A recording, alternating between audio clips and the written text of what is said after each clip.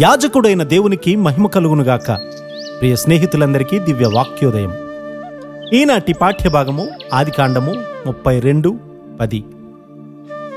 నీవు నీ సేవకునికి చేసిన సమస్తమైన ఉపకారములకును సమస్త సత్యమునకును అపాత్రుడను. స్వంత అయోగ్యతను గూర్చి చాలా లోతైన గ్రహింపును యాకోబు గారు కలిగి ఉన్నారు.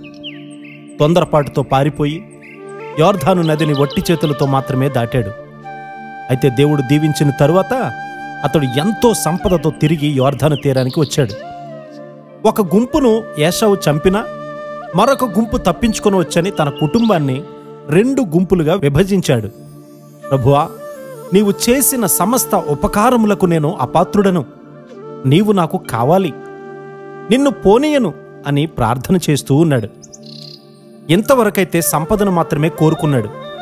ఇప్పుడైతే ఈ లోక సంపద ఎంత ఉంటే ఏం ప్రయోజనం, అంతా శూన్యమే అని తలంచి దేవుని ముఖాన్ని ఆసక్తితో వెదుగుతూ ఉన్నాడు. మనము అటువంటి గ్రహింపుకు ఎప్పుడు వస్తామో నాకు తెలియదు, కానీ పేద కుటుంబంలో పుట్టిన వారు కూడా గొప్ప అపాయాల్లో ఉన్నారు.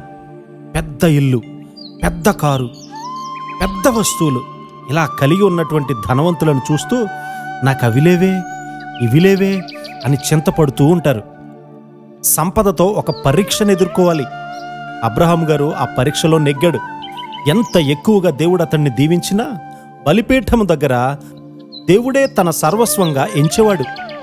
అరణ్యంలో మోషే గారు ఎంతో ఆనందంగా ఉండడం నేర్చుకున్నాడు కదా. రాజమందిరంలో పెంచబడి ఐగుప్తు విద్యలన్నిటిలో శ్రేష్ఠుడిగా ఉంటూ రాజభోగాలు అనుభవించాడు. అరణ్యంలో అవి లేకపోయినా కూడా పరిపూర్ణమైనటువంటి సంతృప్తి కలిగి ఉన్నాడు. నిజంగా ప్రభువులో మనం ఎదుగుతున్నప్పుడు దేవుడు నీవు యోగ్యుడవు అని చెప్పినప్పటికీ నీవైతే నేనెంతో అయోగ్యుడను అని చెప్పుకుంటావు. లోక భోగాలపై నుండి మనస్సును విడిపించి లోతైనటువంటి దీనత్వంతో నిన్ను నీవు ఖాళీ చేసుకోవడమే సిలువ మార్గం. దురదృష్టవశాత్తు అనేక మంది ఈ పాఠాలు నేర్చుకోరు. యోసేపు గారు గుంటలోకి వెళ్ళాడు. అయితే అదే సింహాసనమును అధిష్ఠించడానికి దారి కదా. దేవుడు నియమించిన స్థితిలో నమ్మకంగాను క్రమశిక్షణ కలిగిన వాడుగా ఉన్నాడు. దేవుడు అది చూసి పైకి లేవనెత్తాడు. అది సిలువ మార్గము. దేవుని దీవెనలు మాత్రమే కావాలనుకున్నవారు దేవుణ్ణి కోరుకోరు. దేవుడు అలాంటి వారిని ఉన్నత స్థితికి లేవనెత్తి దీవించలేడు కూడా. నీవు దేవుణ్ణి కోరుకో, దేవుడు ఎల్లప్పుడూ నిన్ను దీవిస్తాడు. అట్టి కృపాధన్యత మనందరికీ దేవుడు అనుగ్రహించునుగాక. ఆమేన్.